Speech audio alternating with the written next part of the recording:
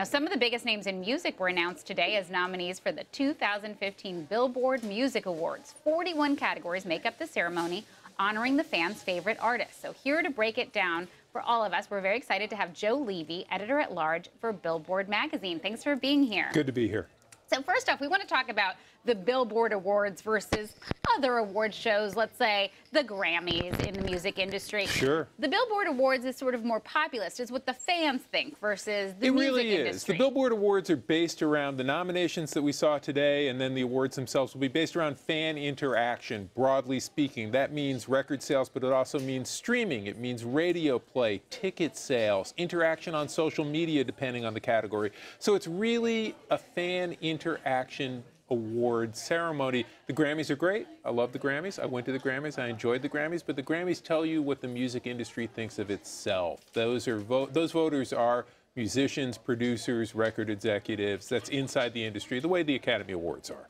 So what do you think the big news about this year's nominations are? They just came out. Look at those, there's 41 different categories. Look at those top nominees. It's Taylor Swift and Sam Smith. Now, of course, they have big records, but the amazing thing is we go from March to March. That's the period we measured. It just ended. That's why the nominations are coming out. Taylor's record came out in October and the end of October, so she accomplished a lot in a short period. You know, it's amazing how many awards that girl manages to get. And do you think this whole big to-do about her move away from Spotify and onto Tidal to share her music is going to hurt her in any way, or does it hurt her career in any way? It seems like she can do no wrong in the music industry. It does seem like she can do no wrong in the music industry. In fact, let's try to get her in politics because maybe she can solve all of our problems. And yet she took her music off Spotify, but not off of what is really the world's biggest music streaming service, and that's YouTube.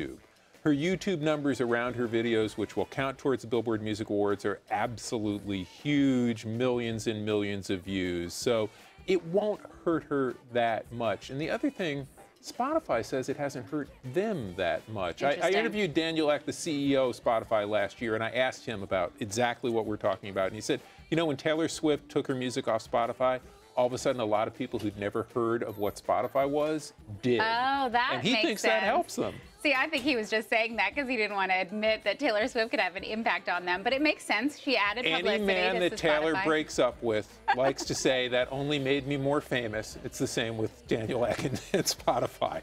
So we have a lot to look forward with the Billboard Awards this year. We have Ludacris and Chrissy Teigen hosting. Right. Who else got big awards? Well, nominees, top nominees, Taylor Swift with 14 nominations, Sam Smith with 13, Iggy Azalea with, I believe, 11.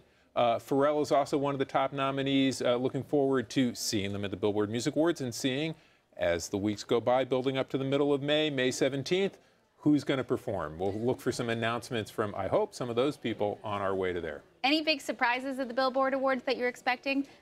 Well, if I was expecting them, it wouldn't be a big surprise. And we're still in the planning stages, so we'll see what happens. But again, what I like about it is it's spontaneous. The performers know that this is a fan-generated award. They're playing for those people.